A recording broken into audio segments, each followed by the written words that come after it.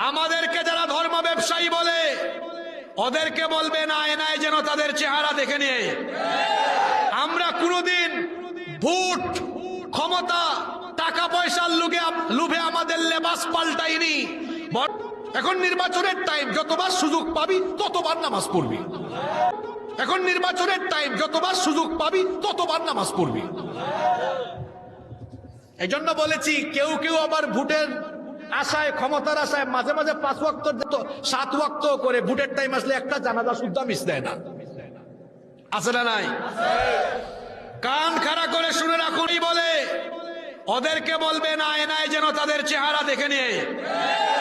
আমরা কোনোদিন ভোট, ক্ষমতা, টাকা পয়সার লোভে আমাদের লেবাস পাল্টাইনি।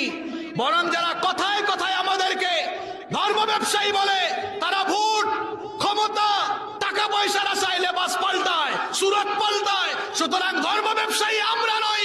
যারা ভোট আর ক্ষমতার জন্য লিবাস পাল্টাতে পারে ওরাই প্রকৃত ধর্ম ব্যবসায়ী।